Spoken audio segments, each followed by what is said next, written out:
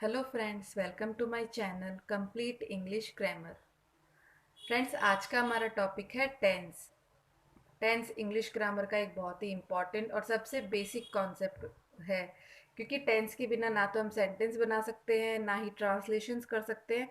तो जब भी हम ग्रामर स्टार्ट करते हैं, सबसे पहले टेंस ही सीखते हैं। टेंस क्या होता है, सबसे पहले वो देखेंगे। Tense is a Latin word. Tense एक लेटिन वर्ड है जो कि टेम्पस है। टेम्पस से बना है टाइम। इंग्लिश में जिसे टेम्पस को क्या कहते हैं, टाइम। और टाइम को हिंदी में कहते हैं काल। तो बेसिकली टेंस क्या होता है, काल यानी कि समय।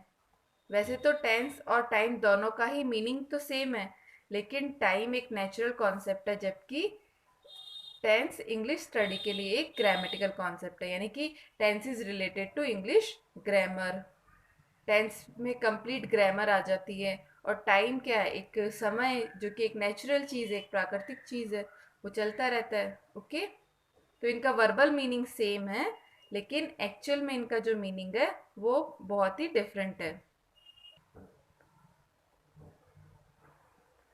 देर are three types of tenses.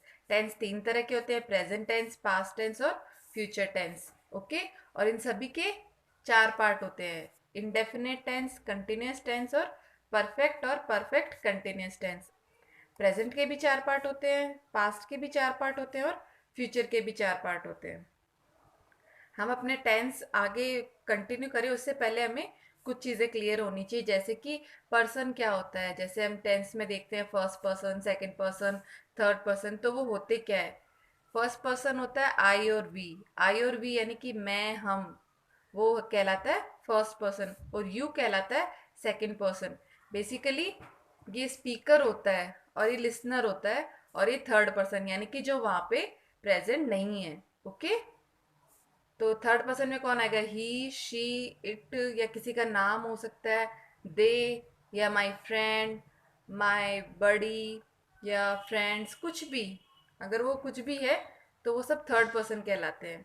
तो फर्स्ट पर्सन हो गए आई और वी, सेकंड पर्सन हो गया यू, और third person he, she, it और किसी का भी नाम। बेसिकली ये स्पीकर हो गया, ये लिसनर हो गया, और ये एक अननोन पर्सन हो गया, या जो वहाँ पे प्रेजेंट नहीं है। फिर हम देखेंगे कि नंबर्स क्या होते हैं। सिंगुलर नंबर क्या होता है, प्लूरल नंबर क्या होता है। तो आई, यू, ही, शी, इट, ये सभी कहलाते हैं सिंगुलर नंबर, यानी कि एक वचन। आई आगे यू, यू अकेले के लिए भी यूज होता है और प्लूरल में भी आता है, इसलिए यू जो सिंगुलर एक के लिए यूज होता है वो यू। और शी, ही, इट, या फिर किसी का भी नाम, ये सभी कहलाते हैं सिंगुलर नंबर, यानी कि एक वचन। फिर प्लूरल नंबर में आते हैं वी, यू, दे और इट। इट सिंगुलर और प्लूरल दोनों के लिए यूज होता है, सेम यू भी सिंगुलर और प्लूरल दोनों के लिए ही यूज होते हैं। तो हमने देख लिया पर्सन्स क्या होते हैं, first person, second person, third person क्या होते हैं, सिंगुलर नंबर, प्लूरल नंबर, ये सब भी देख लिए। अब हम आगे देखेंगे टेंस। तो अब हम टेंस को एक चार्ट के थ्रू समझेंगे। Okay. First of all tense तीन तरह के होते हैं: प्रेजेंट टेंस, पास्ट टेंस और फ्यूचर टेंस। ओके। तो सबसे पहले हम देखेंगे प्रेजेंट इंडेफिनिट टेंस।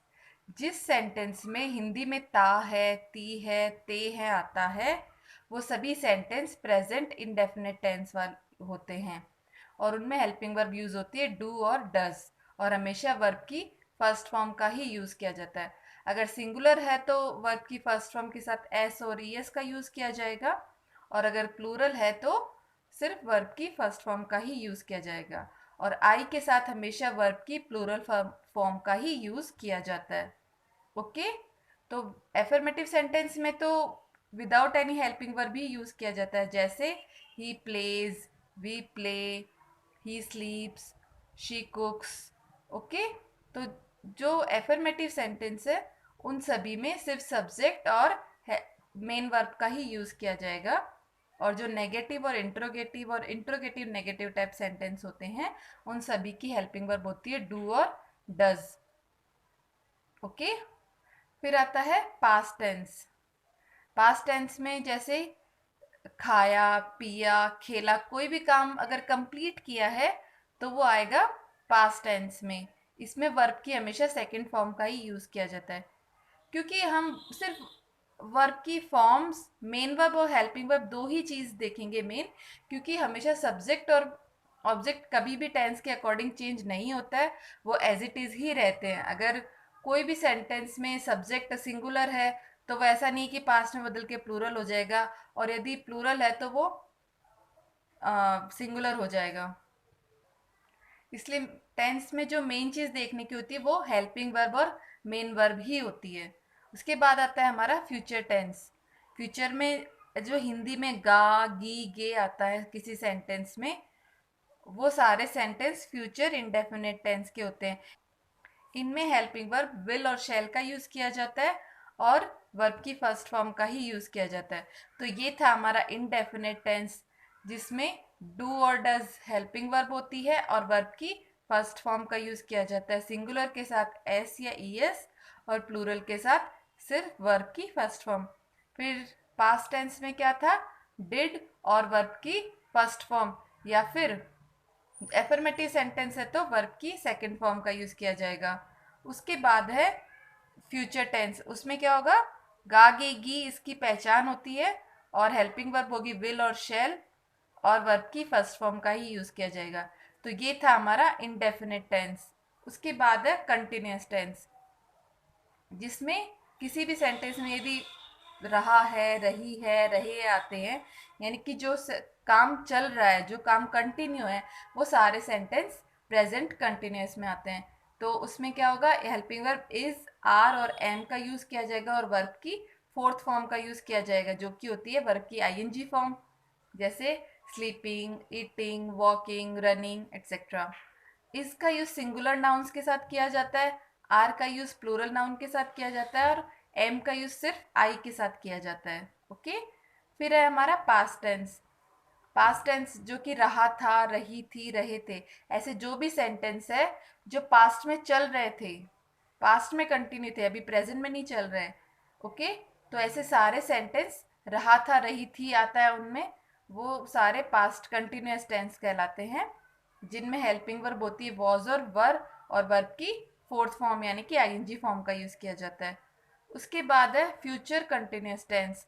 उसमें रहा होगा, रही होगी या रहे होंगे, ऐसा जो भी हिंदी में ट्रांसलेशन करने पे आता है उनमें वो कहलाते हैं फ्यूचर कंटिन्यूअस टेंस, यानी कि जो फ्यूचर में चल रहा होगा या वो ऐसा कर रहे होंगे, हम वहाँ जा रहे होंगे, ऐसे जो भी सेंटेंस होते हैं वो फ्यूचर कंटिन्यूअस टेंस में आते हैं। उनमें हेल्पिंग वर्ब विल और शैल का यूज किया जाता है, उसके साथ बी का यूज किया जाता है और वर्ब की फोर्थ फॉर्म का यूज किया जाता है। उसके बाद हमारा नेक्स्ट टेंस है प्रेजेंट परफेक्ट टेंस। ऐसे सेंटेंस जिनमें कोई भी काम कंप्लीट हो चुका है वो सारे परफेक्ट टेंस में आते हैं। ओके।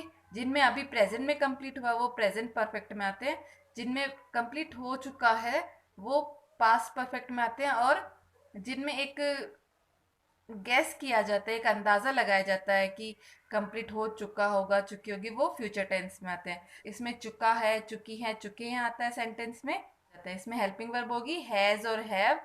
हैज हमेशा सिंगुलर के साथ यूज की जाती है और हैव प्लूरल के साथ यूज की जाती है, और हमेशा वर्ब की थर्ड फॉर्म का ही यूज किया जाता है। उसके बाद है हमारा past perfect tense. Past perfect tense में चुका था, चुकी थी, चुके थे, ऐसे कोई भी सेंटेंस हो जिनके पीछे ये सब लिखा हुआ हो, चुका था, चुकी थी, चुके थे, यानी कि कोई काम पास्ट में कंप्लीट हो चुका है, तो वो सारे पास्ट परफेक्ट टेंस में आते हैं। इसमें हेल्पिंग वर्ब एक ही यूज होती है, हैड, चाहे सिंगुलर हो या प्लूरल, और वर्ब की थर्ड फॉर्म का यूज किया जाता है। उसके बाद है फ्यूचर परफेक्ट टेंस। उसमें सेंटेंस में लिखा होगा चुका होगा, चुकी होगी, चुके होंगे या कर चुकेगा, कर चुकेगी, ऐसा कोई भी सेंटेंस हो हिंदी में तो वो सारे फ्यूचर परफेक्ट टेंस में आते हैं। उनमें हेल्पिंग वर्ब विल और शैल का यूज किया जाएगा और उसके साथ हैव का यूज किया जाएगा और वर्ब की थर्ड फॉर्म का ही यूज किया जाएगा। उसके बाद है परफेक्ट कंटिन्यूअस टेंस। रहा है, रही है, रहे हैं प्लस टाइम, यानी कि कोई सेंटेंस चल रहा है लेकिन उसके साथ एक पर्टिकुलर टाइम दिया हुआ है तो वो प्रेजेंट परफेक्ट कंटिन्यूअस में आता है। इसमें has, have plus been plus verb की फोर्थ फॉर्म का यूज़ किया जाता है और उसके साथ सिंस और फॉर टाइम के लिए यूज़ किया जाता है। प्रेजेंट परफेक्ट टेंस के जितने भी सेंटेंस होते हैं उन सभी में हमेशा एक पर्टिकुलर टाइम दिया हुआ होता है और टाइम के लिए उस टाइम को मेंशन करने के लिए सिंस और फोर का यूज़ किया जाता है। सिंस का यूज़ पॉइंट ऑफ टाइम के लिए किया जाता है और फोर का यूज़ पीरियड ऑफ टाइम के लिए। पॉइंट ऑफ टाइम क्या होता है? जिसमें एक पर्टिकुलर टाइम दिया होता है कि हमें कोई गेस नहीं करना पड़ता, यानी कि since morning, since 2 o'clock, since night, since 8 o'clock, okay, since afternoon. ये एक पॉइंट ऑफ टाइम होता है। और पीरियड ऑफ टाइम वो होता है जिसमें एक टाइम का पीरियड दिया हुआ होता है कि कितना टाइम है, यानी for 2 hours, for 3 hours, for many days, for some days, for 15 days. Okay, तो वो उनमें हमें पता नहीं चलता कि ये टाइम स्टार्ट कब हुआ था, तो वो कहलाता है पीरियड ऑफ टाइम और उसमें फोर का यूज़ किया जाता है।